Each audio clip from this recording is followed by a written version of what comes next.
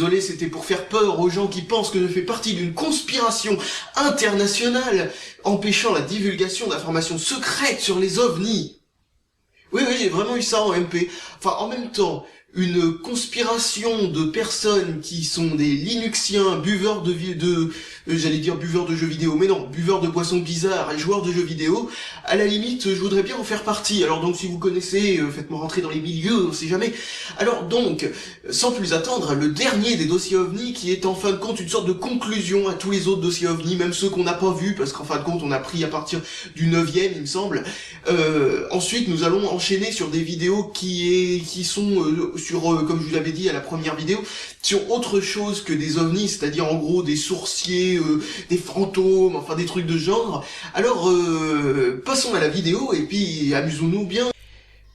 Vous êtes prêts à subir un nouveau dossier OVNI? Ça tombe bien, moi aussi. Allez, c'est parti. La qualité de ces images est proportionnelle à la qualité des pipotages dans cette vidéo. À mon avis, ça veut dire que ça ne vaut pas grand-chose. Ah, le dernier épisode. Enfin, le dernier épisode. Libération. Sommes-nous seuls dans l'univers? Ce film vous propose d'extraordinaires images que nombreux partisans considèrent comme des preuves très sérieuses des visites sur Terre d'une civilisation extraterrestre. La quasi-totalité de ces images est inédite à la télévision. Alors donc, si j'ai bien compris, les images sont majoritairement inédites à la télé, mais sont considérées par beaucoup comme des preuves sérieuses. Intéressant. Alors pourquoi on ne les a jamais vues? Oh putain, mais regardez la tronche du gars. Oh là là, là, oh.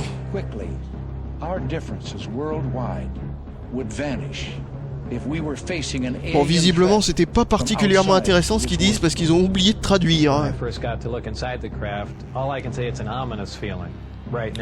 J'aurais aimé quelques sous-titres.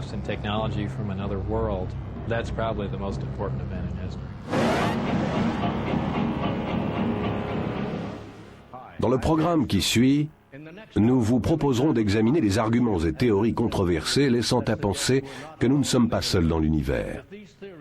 Si non, tu n'es pas seul dans l'univers, mon pauvre monsieur, mais non, faut pas dire ça. Ces derniers temps, on a rapporté plus d'observations d'OVNI que jamais auparavant. Durant des siècles, ces engins sont demeurés un mystère jusqu'à maintenant. Les images que vous allez voir forment une saisissante narration qui éclaire la plus grande énigme de notre siècle. Sommes-nous vraiment seuls? Au cours de la décennie passée, plus de 15 millions de personnes. Mais qui c'est qui a propulsé sa porte de garage dans l'espace? Le plus remarquable, c'est que la science contemporaine a ignoré des éléments qui, depuis des milliers d'années, sont observables. Ah, c'est magnifique, l'OVNI Barbapapa. Récemment, à Mexico City, des millions de spectateurs ébahis virent des engins en vol stationnaire au-dessus de leur ville durant plusieurs heures. C'est l'observation d'OVNI la plus massive de l'histoire. Les officiels mexicains durent même tenir des conférences de presse demandant au public de rester calme. Le plus étonnant, c'est que ces apparitions continuent à se produire aujourd'hui même. Au cours d'un des entretiens peut-être les plus révélateurs de notre époque, le physicien nucléaire Bob Lazar parle en toute franchise de son travail top secret à l'établissement gouvernemental de recherche sur les soucoupes, plus connu sous le nom de Zone S4. Tiens, voilà le fameux Bob Lazar dont on parlait dans le truc OVNI et NASA de l'autre fois. C'est fou comme tout se recoupe dans ces documentaires. Manifestement, les engins extraterrestres existent. Il a bien fallu que quelqu'un les construise, et donc les extraterrestres devraient exister. Et puisqu'ils existent et que ces engins sont là, il doit bien y avoir une sorte d'usine, et toute une civilisation quelque part. Et si cela est en effet vrai, et apparemment ça l'est, il doit y en avoir d'autres. Mais c'est quoi cette phrase? Les cas de contact sont rares, c'est le type le plus rare d'observation d'OVNI. Dans ces affaires, un vaisseau ou plusieurs sont observés à répétition par un seul témoin durant une longue période de temps. Au cours des dernières années, un habitant de Miami nommé Audrey Haim se trouva au centre d'une affaire considérée comme le cas de contact le plus documenté de toute l'histoire. Au départ, les apparitions commencèrent à se produire à quelque distance de son domicile, mais peu de temps après, l'engin se mit à apparaître au-dessus de sa cour intérieure. Oh, quelle belle couleur! Vidéo présente un disque brillant d'environ 3 mètres de diamètre en vol stationnaire à quelques mètres de sa maison. En un clin d'œil, l'engin disparut. Lorsqu'on passe le film au ralenti, on peut voir clairement l'engin se dématérialiser image par image. En ayant une belle forme d'ampoule juste avant de disparaître. L'affaire de contact de Audrey Et si c'était Ames le se déroula reflet du sur lustre plusieurs années, mais ne fut jamais signalé aux autorités par peur du ridicule ou des représailles. Parmi les plus nombreuses heures d'images réalisées, cette observation demeure l'une des plus spectaculaires. Cela commença le 20 octobre 1995 à 22h03 et dura plus de 50 minutes. La rencontre se termina quand Audrey Ames suivit l'engin à toute allure sur l'autoroute. Là, nous voyons l'engin quelques minutes après son apparition. Ce film extraordinaire n'a jamais été diffusé et nous vous le présentons pour la première fois. Oh, mais pas la peine de répéter deux fois la même chose. L'engin stationnant en silence. On sait quand un documentaire s'adresse aux imbéciles à leur façon de leur parler comme à des imbéciles. De ces grands engins comme de vaisseaux éclaireurs. Oui, c'est des vaisseaux éclaireurs, effectivement, ça fait de la lumière. Leur réputation vient de leur dimension, que les témoins ont qualifiée d'immense et d'une douce lumière brillante émise lors des manœuvres de l'appareil. Après environ 38 minutes d'observation, l'engin, toujours en vol stationnaire, commença à s'éloigner de la maison. Audrey suivit l'engin dans sa voiture et s'arrêta le zoom de fou utilisé à cette distance, ça peut être n'importe quoi. Quelques minutes plus tard, l'engin vola directement au-dessus de l'aéroport international de Miami qu'il survola brièvement. Puis il se dirigea vers une zone résidentielle et accéléra jusqu'à être hors de vue. Oh, c'est excellent quand même, le truc qui traverse à moitié l'arbre. Stationnaire, mais peu de temps après, il se mit à accélérer de nouveau. Alors moi là, ce que je suis en train de me demander, c'est comment elle a fait pour filmer ce truc-là en même temps que d'avoir le zoom à fond, tout en roulant. Ça doit être un vrai danger public, cette personne. À grande vitesse le long de la côte. Non mais c'est totalement impossible de filmer. Prétend continuer à assister à de telles apparitions. N'importe quoi. Non mais regardez-moi le zoom, OVNI, mais regardez pas la route ou quoi. Non mais c'est quoi ce bordel? Ou à un engin en forme de disque. Mais ce que vous êtes sur le point de voir, c'est une étonnante série d'objets volants non identifiés ne correspondant pas à la description typique d'un vaisseau extraterrestre. Mais ne nous fais pas cette tête, tu fais déjà assez peur comme ça à l'origine. En raison de leur dimension, on pense que ces premiers engins sont dénués d'équipage. On en parle comme de sondes, car ils semblent surveiller attentivement nos activités. La sonde de forme cylindrique fut filmée en vidéo à la sortie de Las Vegas, réfrigérateur dans le ciel, bon sang. C'est de là d'où venait l'inspiration de Final Fantasy VIII, en fait. Elle fut filmée en vidéo alors qu'elle examinait les lignes électriques. Des témoins oculaires décrivirent cette sonde comme ayant son propre projecteur. Elle stationna au-dessus de la même zone résidentielle de Floride durant plus de 3 jours. Un objet similaire. C'était une bien belle galerie d'images de ballons sondes. Non mais c'est incroyable quoi. Vérifiez vos images avant de faire un documentaire. C'est même pas des fakes qui font vrai là. Vous fichez vraiment de notre gueule. Du disque, on peut voir la sonde se diriger dans une autre direction. Allez, les images sont édifiantes, on voit absolument rien. Montre une sonde explorant le littoral de la Floride. À l'évidence, nous pouvons remarquer qu'elle semble être l'objet d'un contrôle intelligent. Les deux parties de l'engin tournent sur elles-mêmes, tandis qu'il fait face au photographe. Oui, parce que la sonde voulait faire un joli sourire au photographe. Cet engin de forme étrange descend lentement jusqu'à la surface de l'eau, y fait une légère pause, puis remonte lentement et s'en va. Waouh, un vaisseau extraterrestre qui avait soif. Voici un autre ovni en forme de sonde se déplaçant dans le ciel nocturne de la Floride. Ces images furent prises depuis la voiture du photographe, alors qu'il tentait de rester en contact avec l'objet. Cette cassette vidéo montrant 2 ovnis similaires fit les gros titres du monde entier. Des témoins oculaires assistèrent médusés aux manœuvres acrobatiques de cet engin, qui alla même jusqu'à esquiver un avion qui s'approchait. Des engins en forme de cigare furent pour la première fois observés en Allemagne en 1561. Depuis lors, ils sont fréquemment présents dans les rapports d'apparition d'ovnis. Cet engin en forme de cigare fut saisi sur pellicule alors qu'il stationnait au-dessus de Rhode Island. Oh, quel superbe effet spécial! Un ovni similaire de forme allongée fut filmé en vidéo en 1980 dans le ciel de la ville de Hagen en Allemagne. Ces images d'un ovni en forme de cigare furent prises en Californie. Cet ovni fut photographié dans l'orbite de la Terre. Des foules s'assemblèrent à Krasnodar en Russie pour admirer cet ovni lumineux en forme de cigare. Oh mais quel beau nuage! Ces images sidérantes furent par la suite diffusées sur la télévision soviétique et forment des preuves solides. Ah, ça a été diffusé à la télévision soviétique, ils ont dû se dire « Oh là là là là, les Américains nous attaquent avec des cumulonimbus !» à l'amélioration optique et au témoignage des experts afin de mettre la vérité à jour. Mais tout d'abord, quand commencèrent ces apparitions. Les éléments en notre possession nous laissent à penser que l'humanité est visitée depuis l'aube des temps. Récemment, des chercheurs ont signalé un événement indéniable qui déclencha la plus grande vague d'observation de l'histoire, à savoir l'explosion de la bombe atomique. Inconsciemment, nous avons envoyé une invitation à l'univers, signalant que nous étions une civilisation évoluée. Ouais, nous sommes une civilisation. Une analyse officielle des motivations d'éventuels Ah mon Dieu, mais ce gars-là, mais regardez sa tronche. Du rapport officiel. Non mais je crois que c'est lui la plus grande preuve que les ovnis existent. Que sur Terre, nous avons désormais des bombes atomiques. Nous pouvons donc nous attendre maintenant plus que jamais à recevoir une telle visite. Dès 1947, ouais, les ovnis se sont dit, il faut exploser leur planète, c'est le moment de venir voir le spectacle. Permanente. Si des civilisations évoluées avaient voulu contrôler notre technologie nucléaire, le Nouveau-Mexique aurait été le bon endroit. En raison de son emplacement éloigné, le Nouveau-Mexique formait le site privilégié des recherches sur des essais atomiques des militaires. Des tests d'après-guerre sur les missiles se produisirent à White Sands et Roswell abritait l'unique escadron du monde doté de bombes atomiques. À ce jour, la date la plus importante de toute l'histoire de Roswell est le 2 juillet 1947, lorsque Mac Brazel, un fermier qui vivait juste à la sortie de Roswell, fut alarmé ce soir-là par une grande explosion au dehors. Le lendemain, alors qu'il s'occupait d'une pompe à eau située dans une partie éloignée de son ranch, sans qu'un western se prépare. Des débris se trouvaient disséminés sur une zone d'une centaine de mètres de large et de 400 mètres de long. Bénéficiant d'une sécurité top secrète, les débris furent ramassés jusqu'au plus petit. Le commandant de la base avait déjà ordonné une conférence de presse pour annoncer qu'ils avaient retrouvé un disque volant.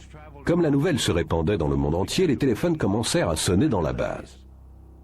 L'Air Force réalisa rapidement les implications de leur conférence de presse, décidée à la hâte, et raconta une fausse histoire. Lors d'une conférence de presse tenue le jour d'après, un réflecteur métallique fut présenté aux reporters comme preuve que l'incident n'était rien de plus qu'un ballon atmosphérique échoué. Que croire? Une bâche métallique ou un bout de papier avec des symboles ridicules dessus? Je ne vous cache pas que j'hésite. En 1947, une opération secrète venait de commencer visant à assurer la récupération de l'épave d'un engin extraterrestre à des fins de recherche scientifique. L'accident de Roswell prit les militaires au dépourvu. Par peur d'une panique générale du public, le gouvernement entama le plus grand travail d'occultation de l'histoire. Leur objectif était double. Primo, faire des recherches sur les visiteurs extraterrestres et leur engin, et secondo, détourner l'attention du public du sujet des ovnis. En réponse au crash de Roswell, le président d'alors, Harry Truman, créa une équipe spéciale d'enquêteurs composée de 12 personnages triés sur le volet, scientifiques et officiers de l'armée, devant prendre en main la situation. Connus sous l'appellation confidentielle de Majestic 12 ou MJ12, les ordres de cette commission étaient de faire des recherches sur le phénomène ovni tout en le soustrayant aux yeux du public. Soustraire les ovnis des yeux du public en multipliant les dossiers. Et ça, c'est une technique qui marche de manière irréprochable. Ces papiers décrivent également de manière claire diverses opérations de récupération de véhicules extraterrestres, ainsi que diverses observations dues à des civils. Même des rencontres extraterrestres d'apparence insignifiante furent étudiées dans le détail et traitées comme des questions relevant de la sécurité nationale. Au terme de l'enquête préliminaire du MJ12, le général Nathan Twining fit circuler une note top secrète relatant leur découverte. La note affirme que le phénomène est bien réel et n'a rien à voir avec des visions ou avec la fiction. Il y a des objets ayant à peu près la forme d'un disque qui semblent aussi volumineux que les avions créés par l'homme, bien que ces objets soient de forme circulaire ou elliptique, avec un fond plat, surmonté d'un dôme à l'extrémité supérieure et ne faisant pas de bruit. Magnifique. Dans ce rapport, le général décrit les engins extraterrestres comme étant susceptibles de manœuvres extrêmes et enclins à la fuite lorsqu'aperçus ou contactés par des avions. Au début des années 50, le public était pleinement conscient de la croissance du phénomène ovni. Comme le nombre d'apparitions augmentait, le gouvernement se livra à plus de recherches. Les engins extraterrestres représentaient un avantage technologique. Et si le gouvernement voulait maintenir la sécurité nationale, il devait contrôler la situation. Mais le nombre d'apparitions rendit cette tâche impossible. Le public voulait une explication. Il y a un certain pourcentage de ces rapports qui ont été écrits par des observateurs fiables de choses relativement incroyables. C'est ce groupe d'observation qu'aujourd'hui nous tentons d'éclaircir.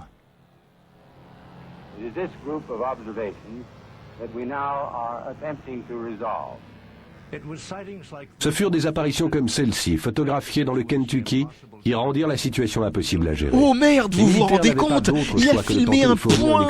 Nous sommes perdus, nous ne pouvons plus gérer la situation. Alimentait l'intérêt du public. Il s'agit d'une série de clichés d'un engin en forme de disque survolant la côte de l'île de Trinidad. Ces images furent prises par un photographe officiel de la marine brésilienne qui se trouvait à bord du navire-école Almirante Saldanha. Après que les analyses officielles eurent démontré que l'engin faisait 36 mètres de diamètre, le président du Brésil encore une fois des analyses absolument irréprochables qui arrivent à voir avec une photo sans aucune profondeur, rien du tout, aucune ombre pour faire référence ou je ne sais pas quoi, arrive à savoir la taille d'un objet au loin. Non mais c'est vraiment génial. Il collecter ses propres informations, des informations de première main. Le premier projet de dépistage d'OVNI débuta en Alaska. Un dépistage gratuit à faire tous les 3 ans. L'Air Force installa des caméras sophistiquées et des engins de détection à bord d'avions de reconnaissance spécialisés afin d'accumuler les meilleures informations possibles sur les OVNI. Le projet fut confié au lieutenant-colonel Wendell Stevens. Je me souviens d'un rapport au sujet d'un objet aperçu derrière le bord de fuite de la grande aile. Et devant l'aile plus petite, dans cette position à découvert, et qui resta là 2 ou 3 minutes. Et de toutes ces images qui furent prises par des caméras de cinéma et d'autres portables, sans parler de celles prises par des appareils Fairchild de 8/10. Pourquoi il est filmé en noir et blanc, ce gars-là? Ils n'ont plus de budget ou quoi? Les cartouches, les cassettes, rouleaux de pellicule, tout, après une mission concernant une observation, tout était retiré des boîtes et des installations, puis stocké dans une boîte en métal, reliée par une chaîne au poignet d'un officier, et s'envolait pour Washington la nuit même. Et cela se produisait à une fréquence de 3 ou 4 fois par mois, durant toute l'année et demie que j'ai passé à faire ce boulot en Alaska.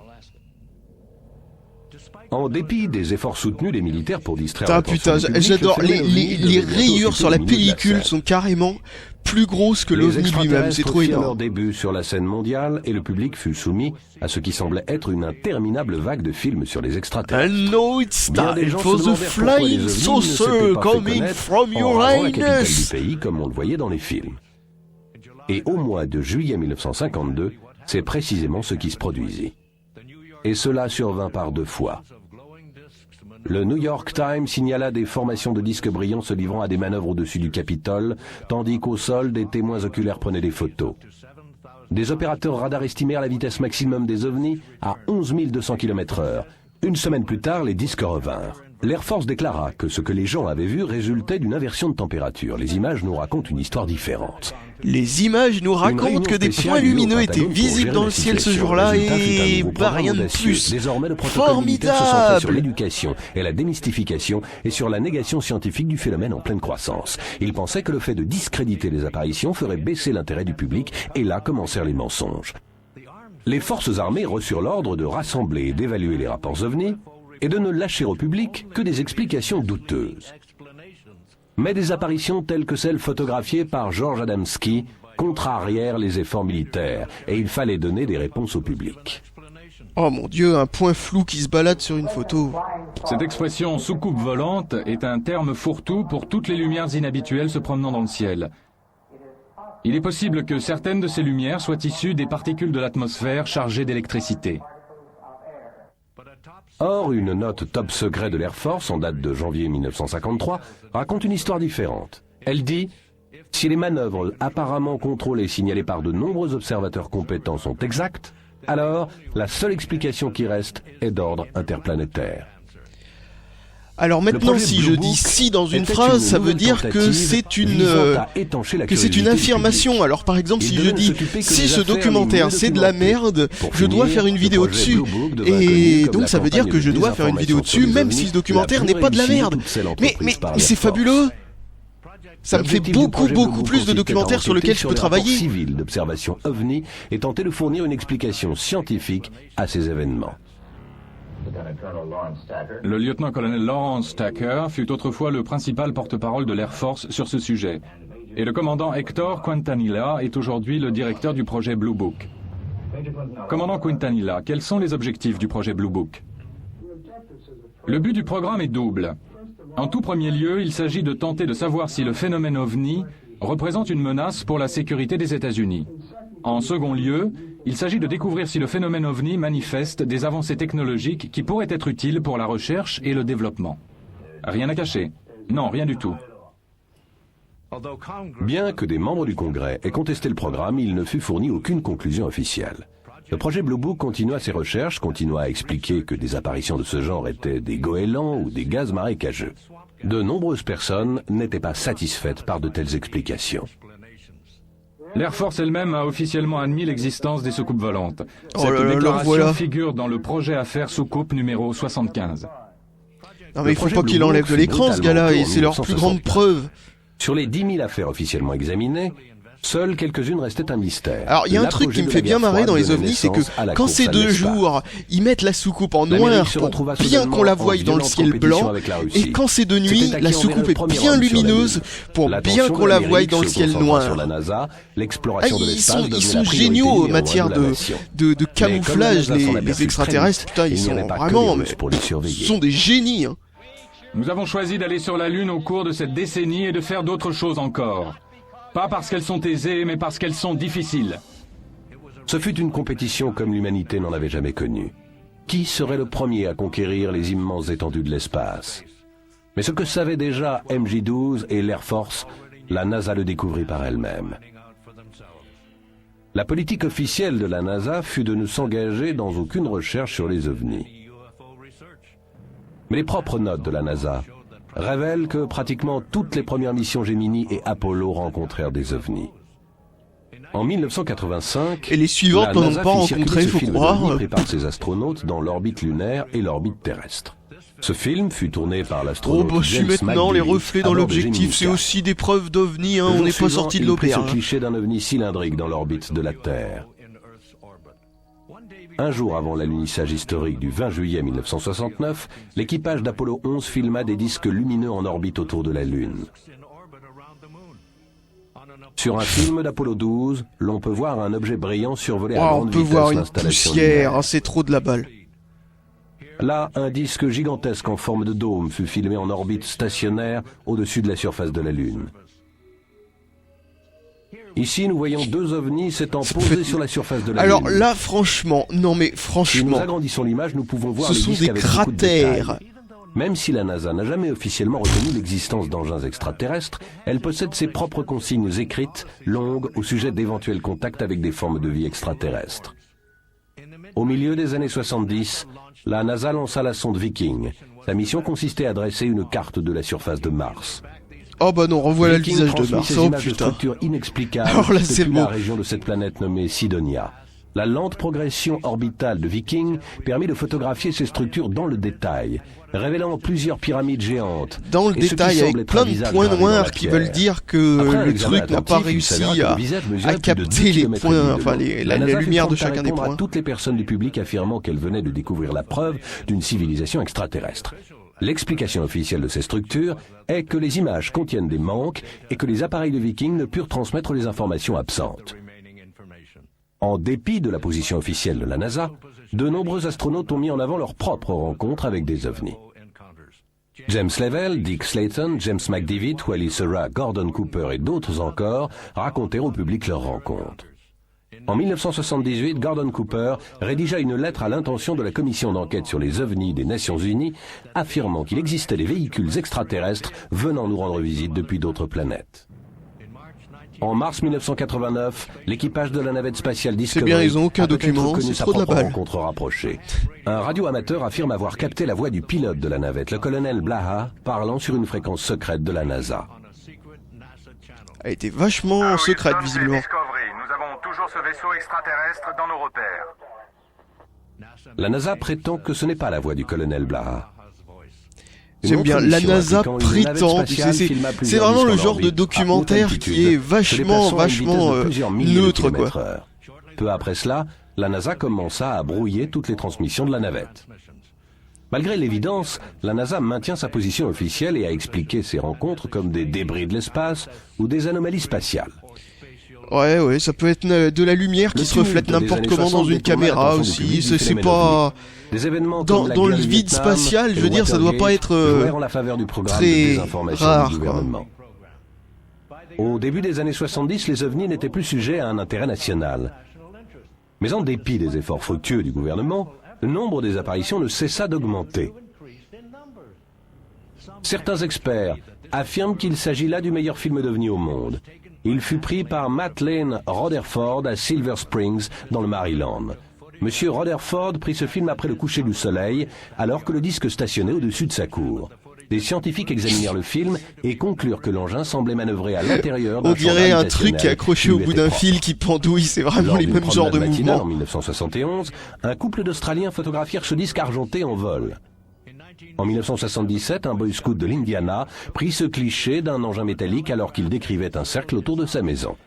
En 1978, une ménagère espagnole terrifiée prit une photo de ces ovnis tandis qu'elle contemplait le soleil couchant. Ce film fut réalisé par une équipe de la télévision australienne le 31 décembre 1978. Quelles superbes images! Tu peux utiliser les mêmes dans un documentaire sur les fantômes, ça marchera aussi, je pense. Ainsi que 2 grands hublots. Il manœuvrait à une vitesse si incroyable qu'il ne laissa sa trace que sur une seule des images. C'est un ovni qui affirme sans gêne son combat contre le sida. À de telles vitesses. On ne le dit pas assez, mais Pluton a toujours été l'un des plus grands donateurs. Les Nations Unies firent circuler des statistiques révélant que depuis 1947, 63 144 apparitions d'ovnis avaient été signalées. Les pépitos de l'espace. Toutes les 4 heures. Même le président Jimmy Carter eut sa propre rencontre extraterrestre. Alors qu'il était gouverneur de la Géorgie, il remplit ses 7 pages de rapport. Alors non mais là franchement le gros amalgame quoi. Le gars il remplit un truc concernant les objets volants non identifiés et eux ils disent leur propre rencontre extraterrestre. Non mais n'importe quoi. L'équipage put capturer sur pellicule cet ovni lumineux manœuvrant aux côtés du Concorde. Cet engin en forme de dôme fut filmé par une équipe de télévision néo-zélandaise le 2 janvier 1979. Mais qu'est-ce que ça peut prouver un rond bleu dans une image noire? Le disque semble tournoyer tout en émettant une brillance bleue. Non mais n'importe qui peut faire ça en animation quoi. Un journaliste brésilien de Rio de Janeiro. Là, nous voyons ce dôme visible sous 2 angles différents et le côté essaim de grands hublots. Cette apparition fut filmée depuis le parking du Rio Casino Hotel à Las Vegas, Nevada. Lorsqu'on analyse les images, on peut voir que c'est un engin en forme de disque avec un quand dôme on analyse les images, on peut voir aussi un orage. Faisant le tour de l'engin. En 1991, ça peut être n'importe quoi. Non mais c'est juste incroyable. Ces 2 disques furent pris en vidéo dans un quartier de banlieue juste à la sortie d'Ottawa dans le Canada. Les 2 ovnis atterrirent comme s'il s'agissait d'un spectacle préparé à l'avance. Cette image devint connue sous le nom d'observation du gardien. En 1991, des témoins oculaires hurlaient tandis qu'un photographe prenait cette image au large de Manhattan Island alors qu'un disque sortait du fleuve et s'envolait. Cet engin fut photographié émergeant de l'eau en Australie alors qu'il s'arrimait à un engin sombre et plus petit. Cet ovni fut observé à Denver, dans le Colorado. Des témoins le contemplèrent depuis l'arrière-cour d'un voisin. Au milieu des années 90, des témoins oculaires effrayés filmèrent ces engins alors qu'ils stationnaient en silence dans le ciel nocturne. Au cours des mois qui suivirent, des engins similaires furent pris en vidéo dans 3 continents différents. Il est rare que des apparitions de ce genre obtiennent beaucoup d'attention nationale, mais le discours du président Ronald Reagan aux étudiants de Falstone High School devait bientôt changer tout cela. Suddenly there was a threat to this world from some other species, from another planet. Outside in the universe. We'd forget all the little local differences that we have between our countries. 2 ans plus tard, le président Reagan fit les gros titres de la presse nationale en évoquant de nouveau les extraterrestres à l'Assemblée générale des Nations unies. Perhaps we need some outside universal threat to make us recognize this common bound. Oui, parce que parler d'une éventualité pour essayer de faire comprendre enfin quelques trucs à des cons qui ne veulent faire que la guerre prouve totalement que les extraterrestres sont là. J'ai surtout l'impression que les gens qui ont fait ce documentaire n'ont rien compris au sens de ce discours. Le public se remit à poser des questions. La période de la guerre froide a créé une industrie de la défense exclusivement basée sur la haute technologie. Tandis que les bombardiers furtifs quittaient les chaînes de montage, des rumeurs surgirent d'après lesquelles les militaires faisaient des vols d'essai avec un engin extraterrestre récupéré dans une base secrète du gouvernement connue sous le nom de Zone 51. Si les militaires comptaient tester des engins volants extraterrestres, la Zone 51 était l'endroit idéal pour le faire. Située à environ 200 km à l'extérieur de Las Vegas, c'est l'un des endroits les moins peuplés des États-Unis. La zone 51 est entourée par des zones d'essai militaires et cachée à la vue du public par le Groom Mountain Ranch. Cette photo d'un satellite russe montre la base telle qu'elle existait dans les années 60. Depuis lors, des images satellites ont révélé qu'elle s'était considérablement développée. Ah, ce qui prouve sûrement qu'ils analysent des extraterrestres, au nom de Dieu. Récemment, le gouvernement niait officiellement son existence. Ces images de la base nier l'existence d'une base secrète. Non mais enfin bon, bref. On s'est introduit même accidentellement sur un terrain gouvernemental. J'ai envie de dire Mais au milieu des années 80, le gouvernement réquisitionna les terrains publics adjacents, soustrayant la base à tout regard curieux. Des équipements de détection sophistiqués surveillent le terrain public BLM qui entoure la base, et des patrouilles de sécurité privée tournent à la recherche de tout observateur non désiré. Ces hélicoptères noirs dénués de marques sont utilisés pour effrayer les mordus d'ovnis espérant réaliser une photo. Mais ce sont des photographies comme celle-ci, prises au-dessus de Groom Mountain Ranch, qui semblent confirmer les rumeurs. Il existe très peu d'images des prétendus vols d'essai. Cette vidéocassette amateur montre ce que des témoins oculaires virent stationner au-dessus de la base durant plusieurs minutes avant d'atterrir. On dit que la zone 51 est la plus célèbre base militaire secrète des États-Unis. Ah, la plus célèbre des bases secrètes. Alors ça, moi j'ai envie de dire génial. En 1966, l'État du Nevada renomma l'autoroute qui se trouve parallèle à la base.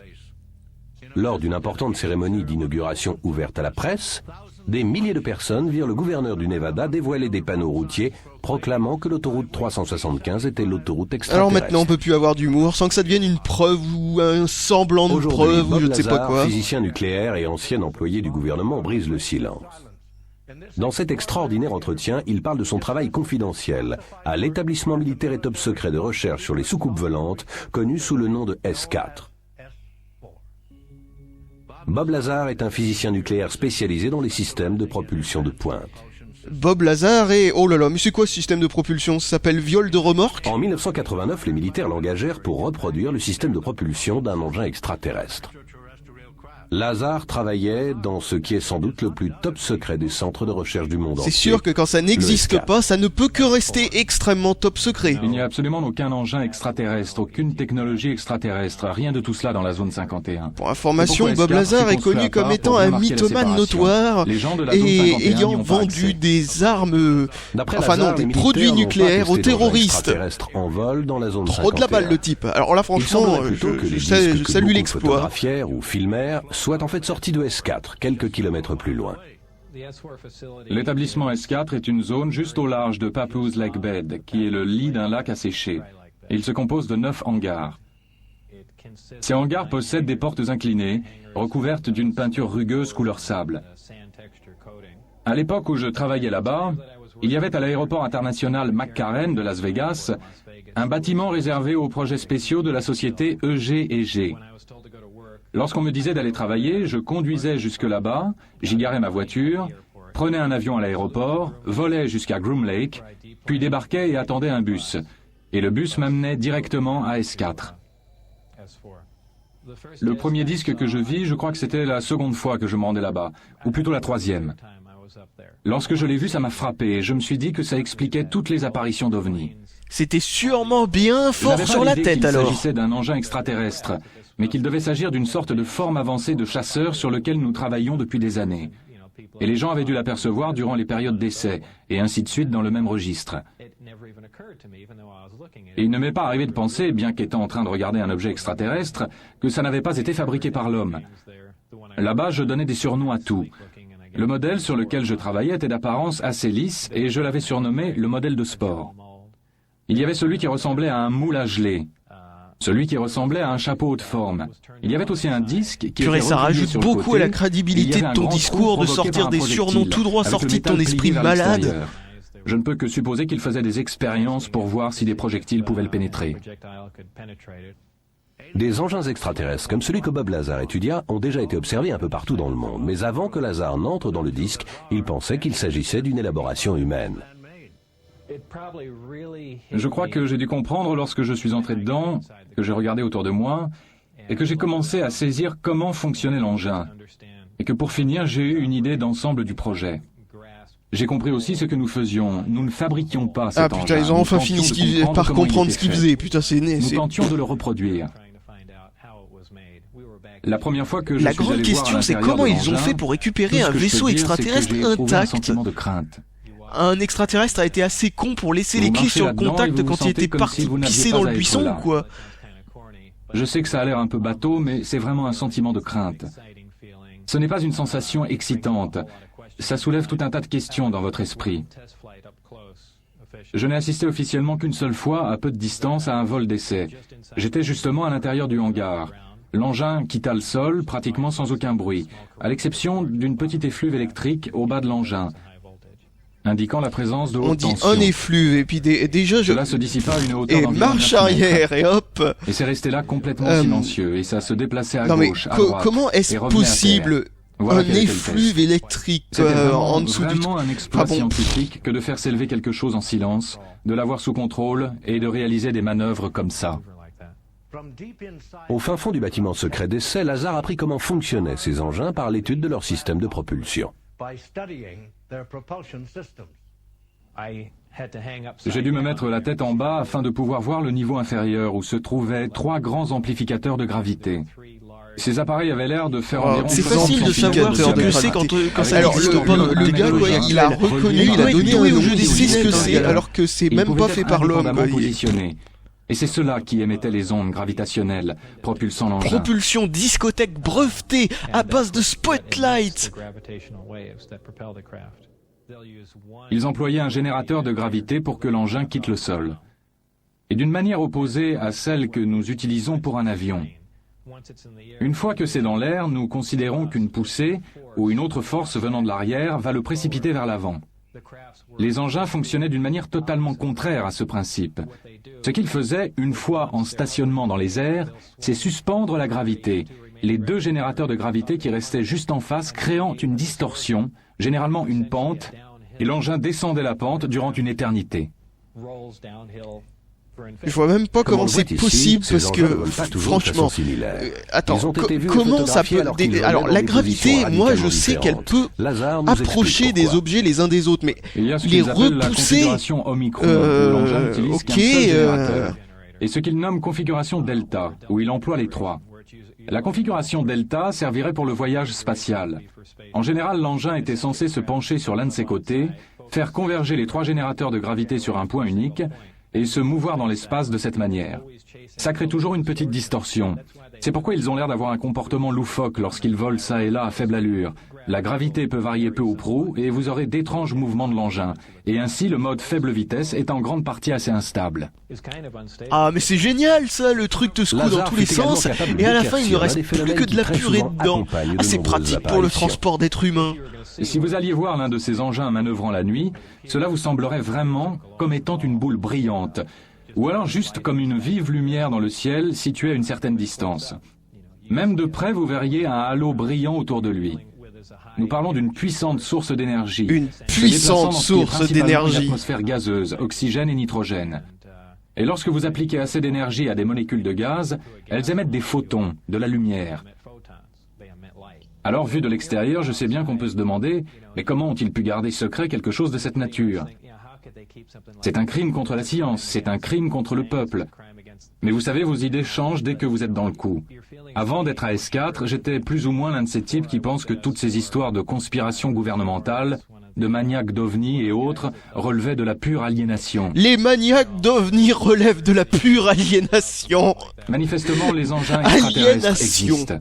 Il a bien fallu que quelqu'un les construise. Magnifique jeu de mots de notre ami traducteur qui, visiblement arrivé à ce dernier dossier OVNI, n'en pouvait plus de ces conneries, je le comprends. Et toute une oh là là, revoilà cette phrase. Et si en effet cela est vrai, Et apparemment c'est le cas, il doit y en avoir plusieurs. Oh mon Dieu. Mais elle veut rien dire cette phrase, et elle se barre dans tous les sens, quoi. Non mais n'importe quoi. Dans le genre, si un truc indéfini existe, alors un autre truc dont on a encore moins de preuves existe. Modifier un enregistrement vidéo. Mais cette technologie moderne n'a pas toujours existé. Nous avons découvert de nouvelles preuves renversantes, laissant à penser que l'humanité est visitée depuis le début de l'histoire connue. Voici la plus vieille image connue d'une apparition d'OVNI. En est-ce bien une? Les plus vieilles apparitions consignées se produisirent au Pakistan il y a plus de 7000 ans. Sur cette spectaculaire peinture rupestre datant de l'âge de pierre, nous pouvons clairement voir un être d'apparence humaine porter ce qui ressemble à un casque complet. Il y a même l'antenne. Il y en a même deux. C'est l'homme mouche. Voir un engin ayant la forme d'une soucoupe volante classique. Les archéologues découvrirent cette peinture rupestre, vieille de 15 000 ans, dans le sud de la France, montrant cet engin en forme de disque survolant des lieux de chasse rituelle. Alors en tout cas, je suis content d'apprendre que les êtres humains ont inventé la flèche avant d'inventer l'écriture. L'archéologue créa un catalogue exhibant les diverses formes et diverses tailles. Vous avez vu là le japonaise. C'est dommage, ça a disparu trop rapidement. Alors ça, c'est d'après eux une soucoupe volante, c'est génial, on dirait plutôt le soleil, je sais pas. Dans certains cas, il ressemble aux soucoupes photographiées au XXe siècle. Cette fresque d'un monastère yougoslave montre un engin habité survolant des gens se trouvant au sol. Cette peinture fut retrouvée dans l'une des plus vieilles églises de Russie. Elle montre deux disques volants avec deux visages observant la crucifixion. Ah, ça ressemble vachement à des soucoupes volantes, hein, c'est indéniable. La plus vieille civilisation humaine. Les Sumériens demeurèrent un mystère, si ce n'est que les vestiges de leur culture antique continuent à émerger de nos jours, et que ce qui nous reste d'eux révèle des contacts avec des extraterrestres. Un crop circle récemment découvert en Angleterre représente deux mondes en contact au-dessus du symbole sumérien, qu'on pourrait traduire par les nobles et leurs navires stellaires volants. Waouh! À la fois, comme on le voit sur ces images, la plupart de ces crop circles coïncident avec des apparitions d'OVNI. Oh là là, il y a une lumière qui brille. En 1975, la première affaire de contact avec documents à l'appui eut lieu en Suisse. Un fermier nommé Billy Mayer fit les gros titres de la presse internationale en prenant des centaines de clichés et en filmant 20 minutes de ce que certains considérèrent comme le meilleur film d'OVNI au monde. Edward Billy Mayer est le témoin oculaire de l'une des affaires OVNI les plus célèbres et les plus controversées de l'histoire. Il captiva l'attention du monde entier en racontant au public ses rencontres extraterrestres. En dépit de la clarté de ses photos et de ses films, il demeure controversé du fait qu'il prétend être rentré en contact avec les visiteurs extraterrestres. Le 28 janvier 1975, il eut sa première apparition dans la campagne suisse de Hinwell. D'après Billy, il entendit un vrombissement dans le ciel. Il leva la tête et vit un engin en forme de disque argenté qui descendait dans sa direction.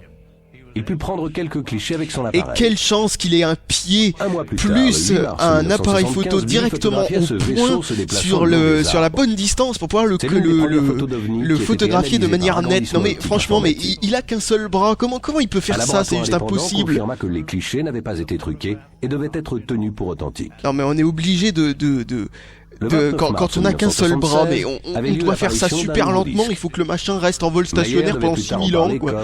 Exactement au même endroit. Peu après, Billy put recueillir au cours de l'une de ses rencontres des échantillons de métal. Ces photos d'échantillons métalliques prises à l'aide d'un microscope électronique faisaient partie d'un ensemble de tests réalisés aux États-Unis. Des analyses qui n'ont même pas été faites par quelqu'un de compétent dans le domaine. Merci Wikipédia pour la précision que l'on n'aurait, bien entendu, jamais eu dans un tel documentaire. Avoir été fait ici sur Terre. Peu après le la fusion à froid, n'importe quoi. 8 mm et filma plusieurs scènes. Ah non, mais il faut brasser absolument toutes sortes de trucs invraisemblables pour être crédible dans ce genre de documentaire. L'élément le plus frappant de l'affaire Meyer est cet extrait de film où l'on voit un disque métallique stationné au-dessus d'une route en contrebas. Sur cette séquence prise à la lumière du jour, nous pouvons clairement observer le gracieux déplacement du disque métallique, tandis que deux voitures différentes roulent juste au-dessus de lui. Cependant, malgré les efforts de Meyer et les preuves matérielles convaincantes, les sceptiques affirmèrent que photos et films étaient trop beaux pour être vrais. Le 4 avril 1978, les contacts cessèrent. Billy déclara avoir assisté à un total de 105 apparitions au cours des 3 années écoulées. Comme nous venons de le voir, il est possible pour un individu de vivre plusieurs rencontres extraterrestres. Mais lorsqu'une ville ou tout un pays voit régulièrement des engins extraterrestres, on parle alors d'observation de masse. Ah, moi aussi, j'aimerais bien observer des masses. Et les villes environnantes connurent la plus vaste observation de masse de notre époque.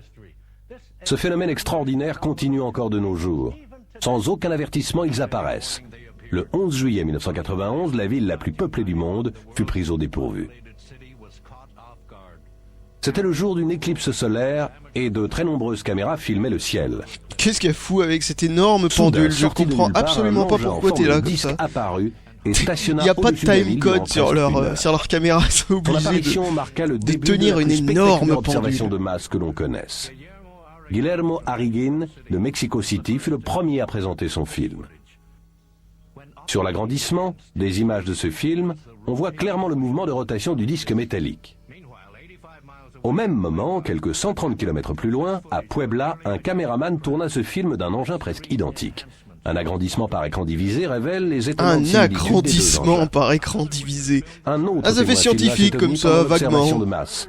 L'agrandissement par ordinateur révèle d'autres détails de l'appareil. Ce film fut réalisé en vidéo dans le secteur nord-est de Mexico City. J'adore les agrandissements par... L'agrandissement révèle une sorte de bouclier animé de pulsations dans la partie inférieure. L'agrandissement révèle un pixel qui clignote. Filma ce disque tandis qu'il se déplaçait au-dessus du centre de la ville. Sur l'agrandissement, on peut clairement voir une effluve électrique. Ouais, je vois pas ce que l'on peut voir clairement dans ce truc, mais... Sur les 2000 heures de vidéo tournées, seuls ces 6-là furent choisis pour analyse comparative. Toutes montrèrent le même disque métallique photographié en divers endroits. Faut avoir de l'imagination. David Froning, expert en propulsion par champ d'énergie, expert en propulsion de quelque chose qui n'existe pas. On peut relever le fait qu'il s'agit probablement d'une structure proche du métal, car on peut voir des reflets sur les bords. Le phénomène que vous observez ici semble indiquer un véritable système de propulsion par champ d'énergie. Je dois ajouter que nous ne savons pas à l'heure actuelle comment ils ont fait ça. Alors, une image thermique faite à base d'une image normale à l'origine. Ah non, mais ils sont vraiment très très forts. Les jours qui suivirent cette éclipse, les apparitions se multiplièrent. Cet objet lumineux fut filmé alors qu'il traversait le ciel au-dessus de la ville. Des agrandissements montrèrent l'engin alors qu'il file à grande vitesse. Cet ovni fut filmé depuis le balcon d'un appartement. Oh, n'importe quoi. Non, mais c'est juste un hélicoptère. Oh. Alors qu'il manœuvrait autour d'un bâtiment industriel, avant de disparaître hors de vue. N'importe quoi, là, franchement. Cette publicité pour une voiture, cette équipe de télévision fut surprise d'enregistrer sur la pellicule un engin lumineux passant à toute allure dans le ciel. Cette rare formation d'ovni fut filmée au-dessus d'Atlisco. De semblables formations d'engins furent filmées en Floride et en Belgique. Ah, dès qu'il y en a un qu'on a filmé, hein. Par écran divisé révèle les ressemblances. Et encore une comparaison par écran divisé. Ils ont même pas été fichus de tracer la ligne droite. Ce qui ils sont vraiment géniaux là. Ils mettent pas de là à ce niveau-là. Lors de l'unique conférence de presse tenue sur le sujet, le maire d'Atlisco demanda à ses concitoyens de garder le calme du fait qu'on n'avait pas signalé de blessures ou de dégâts engendrés par un engin extraterrestre. De ma gueule, c'est un avion. Lors de l'un des instants les plus spectaculaires, ce vidéo-amateur réussit à filmer un disque métallique traversant les nuages, puis s'arrêtant dans l'espace avant de rebrousser chemin. Je me suis trompé de chemin. Aucun avion conventionnel. Ah bah non, je reviens derrière le nuage. N'importe quoi. Les ovnis furent même présents lors de la célébration du jour de l'indépendance. Une parade militaire et un grand ballet aérien commémoraient l'occasion. Alors que les jets passaient en l'air... Moi aussi, je veux un grand ballet aérien pour pouvoir nettoyer le plafond. Lorsque les jets tentèrent d'intercepter l'engin, celui-ci accéléra, les abandonnant dans son sillage. Au cours de l'heure qui vient de s'écouler, nous mais non, c'est pas une heure, c'est 45 minutes. Il compte les coupures pub ou quoi? Des dossiers officiels, des témoignages d'experts portant sur l'un des plus grands mystères de notre époque. Les preuves sont accablantes. Ah oui, je suis accablé là, je suis complètement accablé. D'aujourd'hui, l'évidence s'affiche. Mais maintenant, vous êtes les seuls à pouvoir trancher la question. Sommes-nous vraiment seuls? Mais non, tu n'es pas seul, je te l'ai déjà dit, oh le pauvre. Qu'est-ce qu'il se sent seul, visiblement?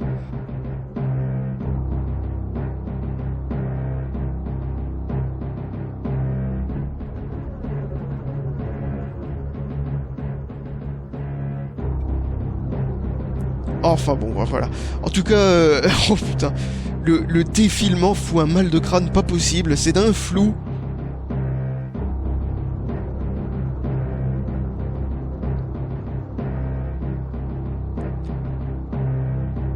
Ah, le dernier dossier OVNI, il était temps, hein? Parce que là, franchement, c'est carrément... ils ont été jusqu'à recycler les images des documentaires précédents, parce que oui, j'ai oublié de vous le dire, mais ce sont exclusivement des images des documentaires précédents qui ont été mis bout à bout pour faire le dernier des documentaires. Ah, ils avaient plus du tout de pognon, là. Là, c'est vraiment... ils étaient au bout, là. Bon, bah, on se retrouve après ça. Oh! Alors nous revoilà après ce documentaire édifiant. Alors un truc énorme dans cette vidéo, c'est vraiment à quel point ils ont tout assemblé pour essayer, je dis bien essayer d'en faire un tout cohérent. Ils ont quand même évité de parler de certains des documentaires qui sont disponibles dans la série des dossiers OVNI, par exemple les enlèvements, les désannusseurs de vaches et certains autres trucs dans le même genre. Ils ont aussi éludé très rapidement le visage de Mars, et tant mieux pour eux, parce que franchement on peut dire que c'était le pire de tous, hein. Voilà, donc qu'est-ce que je voulais dire à propos de ça? Ah oui, alors la grande citation du jour, alors la méga citation du jour. Les propos sur les ovnis sont de la pure aliénation. Alors j'hésite à en regarder qu'une seule, parce qu'il y en avait aussi une autre qui était absolument énorme, comme par exemple la zone 51 est la zone secrète la plus célèbre des États-Unis. La zone secrète la plus célèbre.